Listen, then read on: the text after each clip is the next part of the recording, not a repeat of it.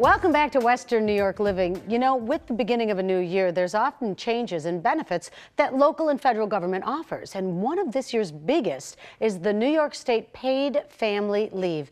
I'm happy to be joined by Kristin Devereaux from Banner Insurance Agency, who's going to try to answer many of the questions both employees and employers may have on this new benefit. Thanks so much for being here, Kristin. Absolutely, thank you. How does Banner Insurance fit into this? Let's start there. So Banner Insurance is a brokerage. We're an agency that offers employers New York State disability and other employee benefits along with personal and commercial insurance. Okay. So employers are getting the new paid family leave as a rider on their New York State disability policy. So as we sell or we negotiate pricing for a New York State disability, this comes along as a rider on that policy. And when you say rider, I think optional, but this isn't optional, is it? It is not, for the most part, optional. So employers with one or more employees, there are a few caveats to that. If you're offering New York State disability, you must offer paid family leave. So what is the New York State Paid Family Leave benefit? What can, from the employee standpoint, let's start there, what can they expect? So for 2018, they can expect 8 weeks paid leave for varying reasons. There's 3 different reasons they can take the leave, and they're going to get 50% of their weekly income up to a maximum of $653 per week. Okay. So they can take the leave for bonding with a newborn, adoption, foster placement within the first 12 months, and that's for mom and dad. I love that. Yes. And to care for a sick family member, and or if there is military exigency, so someone's being called up to active duty. And so somebody's got to take care of the home. Yes. All right, I'm going to ask you some questions. You may or may not know this. Okay. All right, so bonding within the first months of birth. And it amazes me, we only get 8 weeks to be with a baby, but could mom be with the baby the first 8 weeks and then dad be with the baby the second 8 weeks if they have 2 different jobs? Yes, they can actually. And dad could even space it a little bit differently than that, gives them a little bit more flexibility. So typically we see moms stay home for those 6 to 8 weeks at first.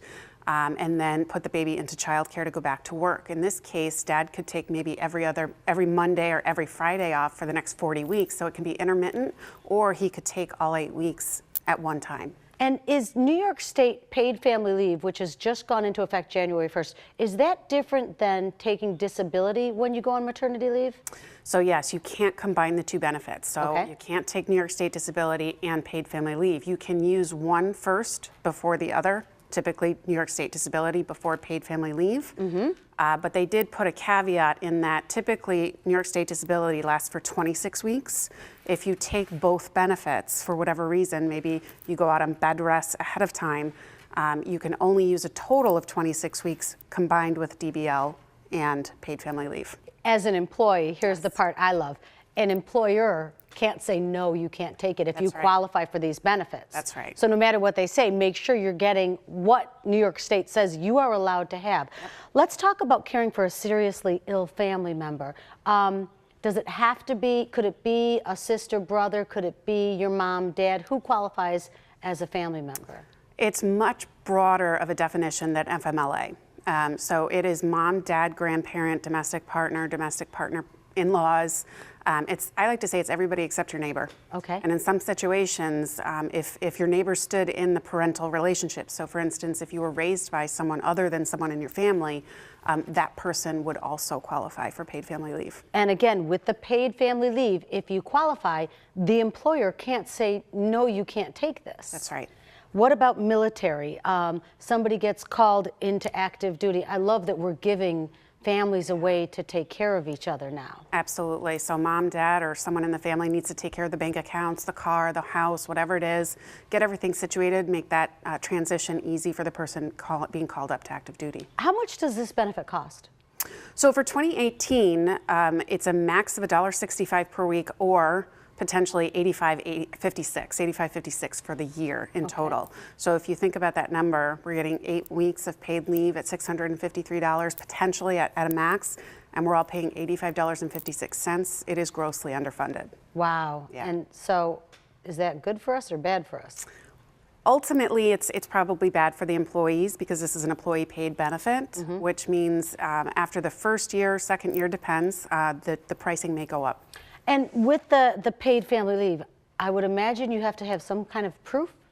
Yes, there's actually 3 claim forms, and they're not easy. Okay. They're about 14 pages long each. And the ownership or the responsibility is on the employee, where typically when we've thought about employee benefits, our employer has helped walk us through applications and or the claim process. In this situation, the employer is really handing the employee paperwork, and it's up to them to make sure that they're submitting the right information, documentation, especially in the case of a sick family member. Where you have to go and have a doctor sign off, protected health information is going to be needed, things like that. And so if the process is complicated, who do they turn to if it's not the employer? The carrier.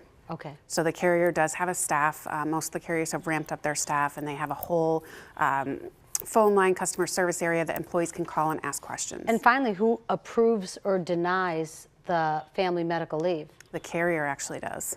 So the employer really has no say. We can't say no to the employee. Right. And we don't have any say in whether it's approved or denied. And so then if the carrier denies, could you get a lawyer involved maybe? Is it denied usually? Well, since it's so new, I'm not really sure. Right. This is going to be a fun ride, I can tell. I think the Workers' Comp Labor Board is who is in charge of this, and there's a 2-year statute of limitations if you do have a claim. So if you are denied, there is a way for employees to seek another opinion. We've got a lot to cover over this next half hour, so you stay right where you are, okay?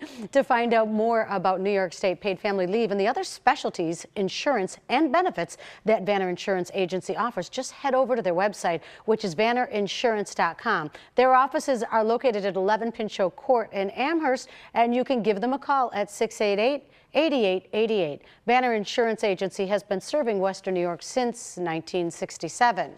Now, coming up next, Kristin is going to be answering some of the most common questions for employers that they have about New York State paid family leave benefits. It's some great information to help everybody better understand this new benefit.